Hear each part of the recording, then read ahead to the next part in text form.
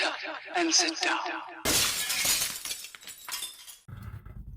Hello folks, Colin here, Festa 67's workshop, and welcome to issue number 12 of Build the 1967 Mustang Eleanor from the movie Gone in 60 Seconds from our wonderful friends over at Fanhome.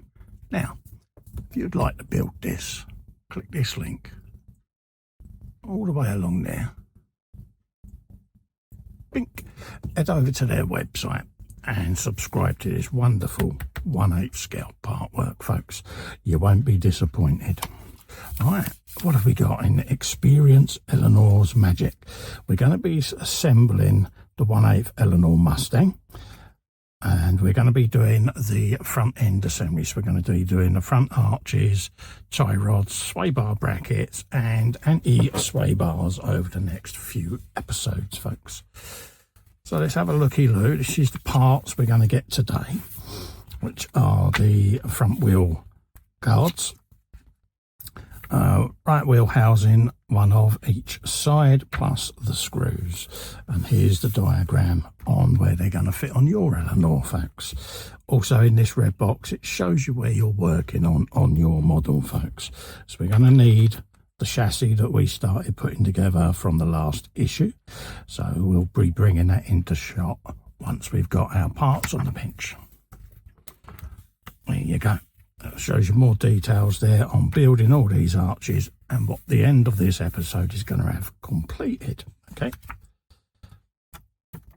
So we'll just flick through. There you go. Eleanor's Great Stunt. This was the final end scene in the original 74 movie. Look at the damage on the front of this poor Mustang as it jumped over these vehicles. Back in the days where poor continuity was in movies, where you'd see the car get crumpled up and then in the next scene it would drive around the corner without a mark on it. But yeah, I imagine how many vehicles they wrecked during the making of these films. Makes you cringe really, because yeah, iconic cars, weren't they? Just goes to show you.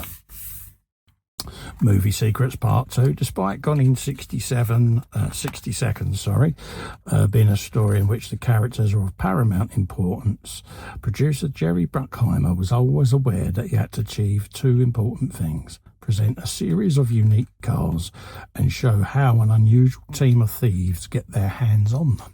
Yes, folks, it was one of them movies. Classic moments there was Memphis Reigns and his team do his check where they can find the cars that is on Kalitri's list. The last vehicle they visit is Eleanor the Mustang, which is parked in a parking lot. Upon seeing it, Memphis feels a special emotion and approaches the spectacular vehicle to caress it and ensure that everything will go smoothly. Yes, folks, you need to talk to the car. The car will always respond when you talk to them nicely. Says the filmmakers were coached by an authentic car thief who taught them the techniques used in this type of crime. There you go, folks. And all the gadgets that they used to get into certain vehicles. Yes. Next up, the cars with women's names. We got Denise, which was a 1998 Dodge Viper GTS. Again, look at that. Like a beautiful looking thing, isn't it? And it's got a brutal V10 engine in it. I can imagine. There's another iteration there of Denise, done in a very, very striking yellow and black, I must admit. You then had Stephanie, which is a 1957 Chevrolet Bel Air convertible. Again, beautiful cars from that era. Absolutely, it's like rocket ships on wheels, weren't they? But yeah, I love the 50s cars with all the chrome and the big fins making an appearance. And yeah, another shot there of another Bel Air. I like that colour. And then you got optimal visibility. Among the options that could be configured into the Bel Air was some really curious ones stood out. One was the Autotronic Eye, an automatic headlight dimming system Then there was traffic light viewer, a plastic strip located on the dashband above the speedometer, which reflected the colour of the raised traffic lights so the driver did not have to take their eyes off the road. What a great idea. Absolutely brilliant idea, that. There's the Ford Mustang 2 with the T-top on it. Says near the right, the T-top got buyers excited, but it was an expensive addition at over $600 for the tinted glass removable panels. Yes, folks. Yeah. So it kind of put people off getting them, which is a shame, really. So there's the magazine done for today. So we'll flick back through and go to the section, and then we'll get the pieces that we need on the bench for you today, folks. So let's just scoot back. You're doing well there, Cole. You're only turning pages, mate. There you go. Put that at the back. Let's get the oiler of oilness. There you go. And we'll get the parts. So when we come back, we'll have the bits laid across the top there, and we'll get the chassis ready. Right, let's grab our chassis from the previous issue, folks. So this is getting quite large now to move around, as you can see. So we are going to be adjusting the cameras over the next few issues. Just need to find a position where it's actually going to be more beneficial for me. So I've got to print another boom arm mount and mount it somewhere where I can just raise the camera right up. Right, let's have a look at what we've got. Right, we've got these arches to go in place, these little panels, and they slot just on top of these two holes like so. Okay, and they'll be attached with DSO2 screws, folks. Okay, so we'll have that on there. Let's locate my oiler and my grabber, and then try to move this in a position where I can stop it rolling. So we'll do that. I'll grab a screw with my gripper like that. That went well. There you go. And then we'll put a little bit of oil on her, just like so. Grab the left hand side one, and you want the notch facing towards the transmission tunnel. Okay, and put that in place, and then just lightly put the screw in a couple of turns, just like that. Get your screwdriver and put that into place, just down in there, like that. Let's just try to give myself a little bit more light there for you. Hopefully then you can see what I'm doing now. There you go. Send that in place. Let's turn that on its side so I can actually grip it.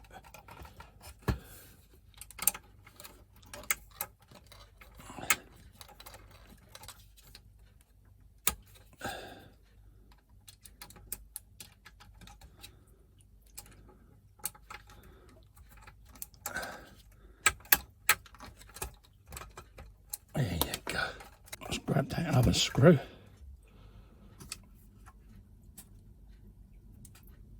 Put the oil in. Just like that. And then do the same over there. Just send that home in that corner. Give it a couple of turns. And then we can bring that back up now, so that we can give it a goodly press as we're screwing it in.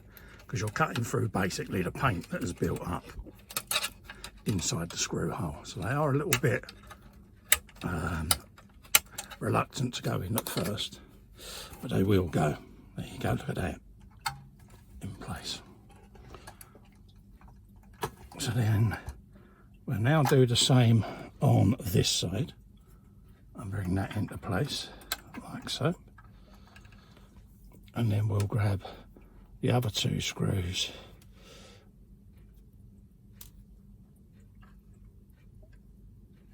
drop a little bit of oil in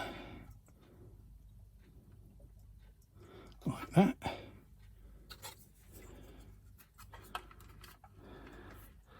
I'll do the outside one first, couple of turns, and then we'll do the inside one, just to hold that in place whilst I turn the model over like that.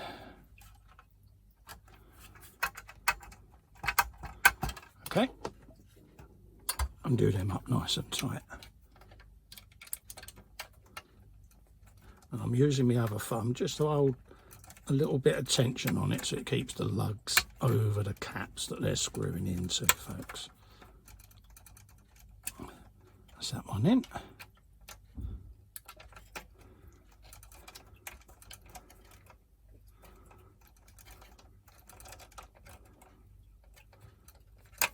There you go, that's going in nicely now. There you go. So that's what you've got there. As you can see, we've now got these front wheel housings in place. And that's what you're going to end up with at the end of this issue, folks, is literally those panels in place, ready for when we start putting in the front wheels and that. So we're going to need some bits in the next issue. So until then, remember, if you want to grab this for yourself, click this link all the way along there. Pop. Head over to the Fanhome website and take out a subscription to this wonderful 1/8 scale car, and you can be building along with me in the next issue. Also, remember, click the subscribe button below and help me out by subscribing to my channel, and ring the bell so you get notified of when the next videos are coming out in these part work build-ups. Until then, stay safe and well. I'll see you next time. Bye-bye for now.